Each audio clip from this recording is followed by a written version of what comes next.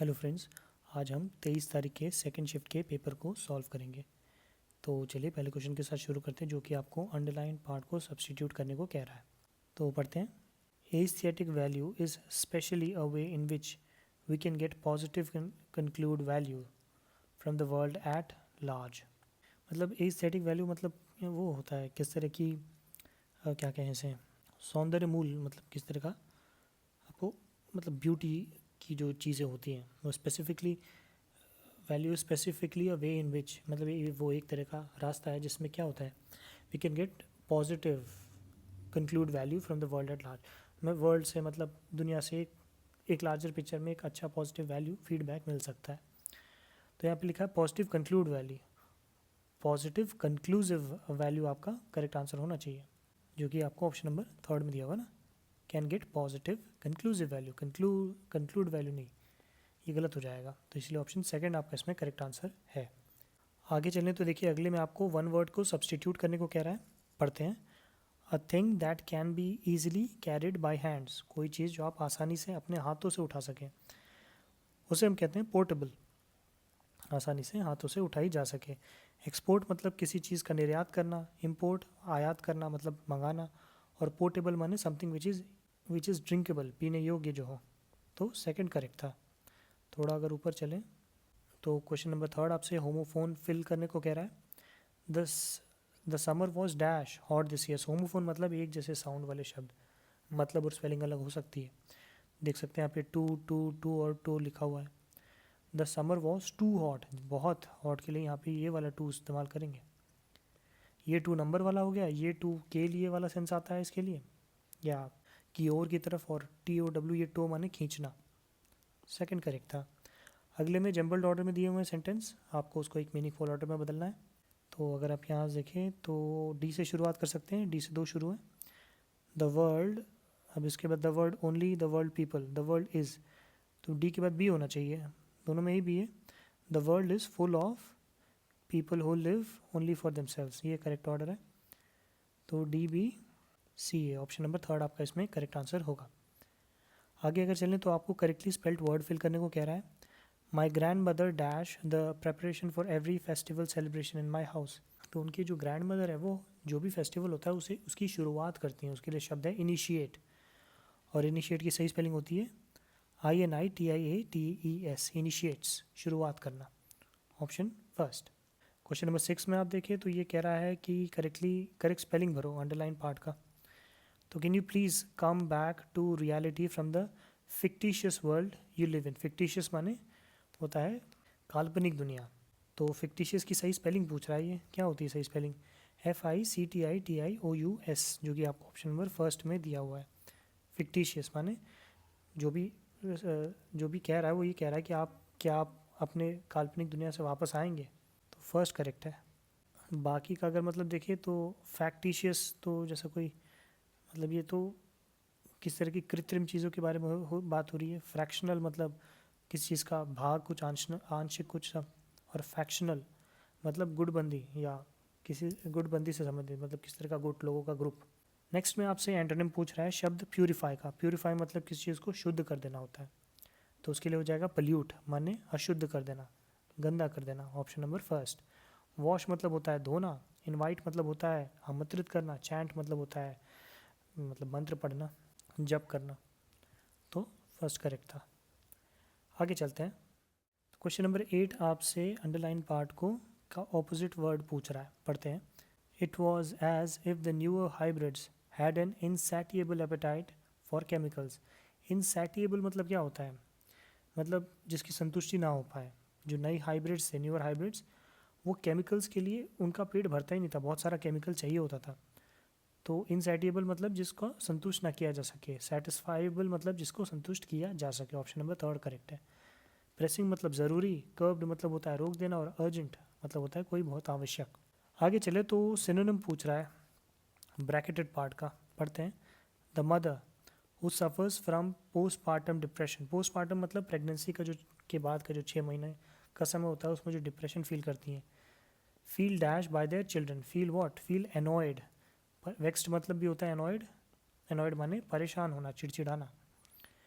तो मदर जब डिलीवरी दे देती है तो उसके कुछ टाइम तक उन्हें एनॉयंस होता है बच्चों से। डिलाइटेड माने खुश, रिकवर्ड मतलब कि होता है सुधार कर लेना, और पैसिफिक मतलब होता है शांतिपूर्ण। थर्ड करेक्ट था। आगे देखें तो यहाँ पे पूछ रहा है सेंटेंस में एरर कहाँ पे है। I have sing let it go before a crowd of thousand of people. Sing नहीं होगा, आई हैव संग होगा। I have sung let it go before a crowd of thousand of people. तो option number आपका यहाँ पे, जहाँ पे option number second आपका इसमें करेक्ट आंसर होगा। आगे चले तो क्वेश्चन नंबर 11 आपसे जंबल ऑर्डर में जो सेंटेंस है उसको मीनिंगफुल ऑर्डर में कन्वर्ट करने को कह रहा है। तो पढ़ के देखते हैं। Always favours only the fortune bold.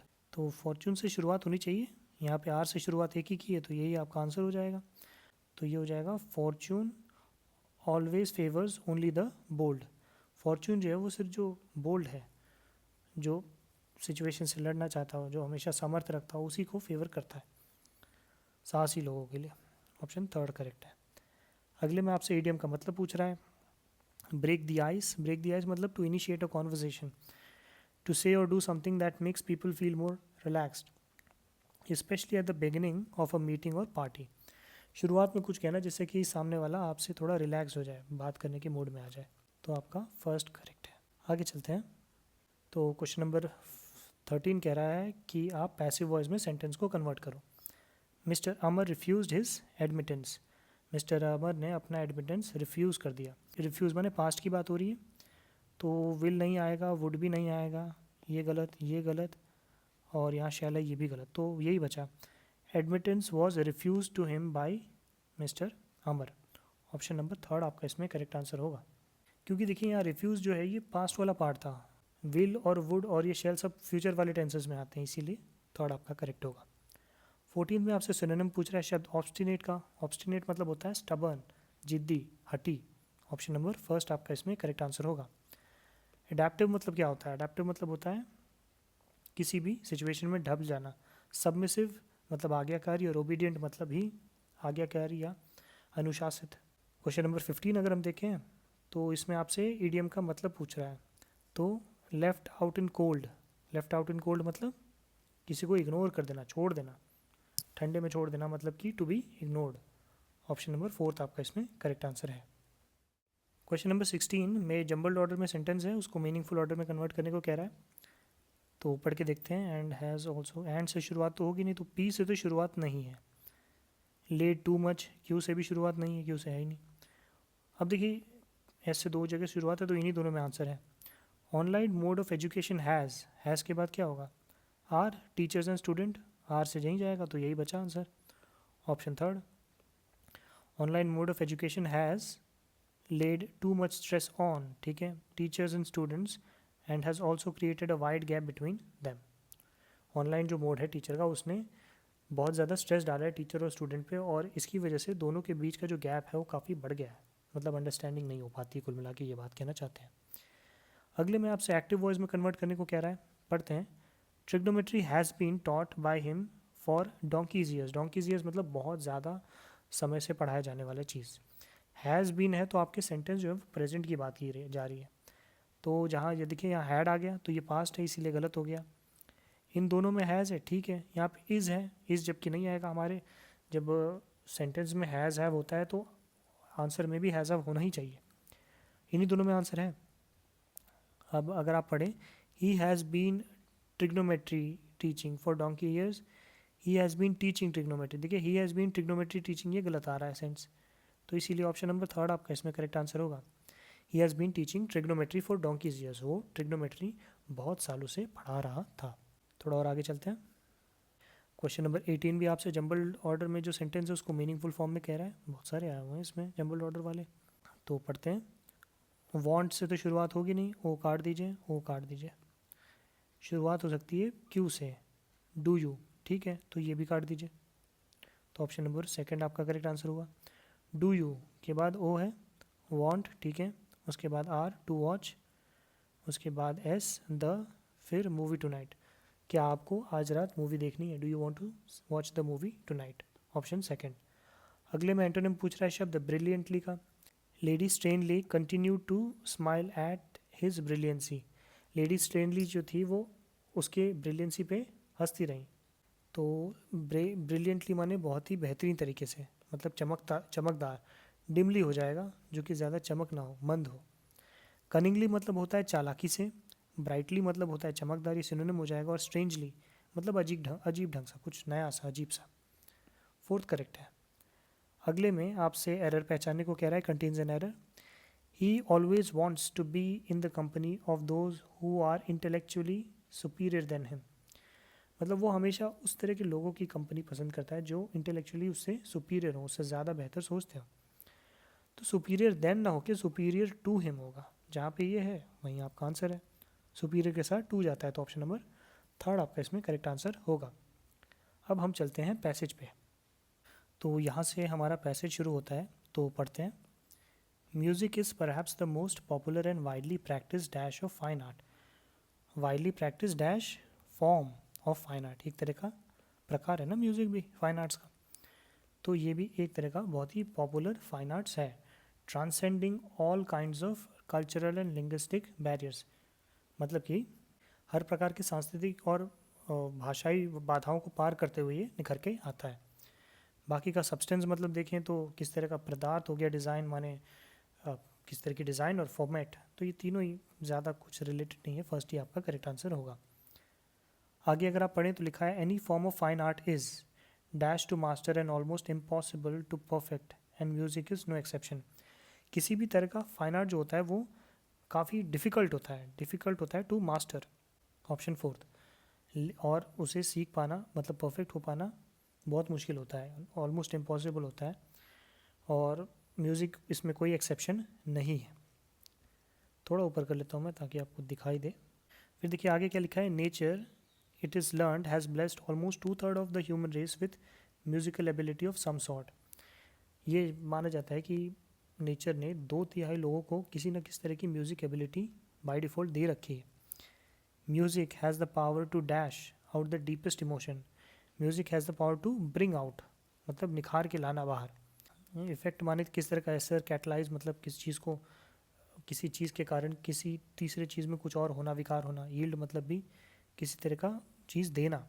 तो ये तीनों ही नहीं, ब्रिंग आउट सबसे बेहतरीन होगा। तो इसमें क्या लिखा है, music has the power to bring out the deepest emotion. आपके अंदर का डीपेस्ट इमोशन बाहर निकालने की उसके अंदर काबिलियत होती है। In fact, it is a magic medicine and many seek refuge in it when they are depressed or stressed. माना जाता है कि वो एक मैजिक रिफ्यूज है और लोग बहुत जब डिप्रेस्ड होते हैं या स्ट्रेस्ड होते हैं तब म्यूज़िक का ही सहारा लेते हैं। It is this intimacy that makes us listen to music dash even hum और सिंग समटाइम्स। मतलब यही चीज़ म्यूज़िक का है जो कि हमें म्यूज़िक को सुनने के लिए मजबूर कर देती है और कई बार हम उसे गाने लगते हैं, गुनगुनाने लगते हैं। और आइदर और इवन हम और सिंग समटाइम्स, यहाँ पे और सबसे करेक्ट आपका ऑप्शन होगा। नीदर नॉर ईदर इन सब की तो ये सब यहाँ पे अप्रोप्रिएट नहीं है, तो इन्हें हम डायरेक्टली काट देते हैं। आगे पढ़ें, दिस सिंगिंग और realistic speaking expressing one's emotion musically sometimes takes a serious turn.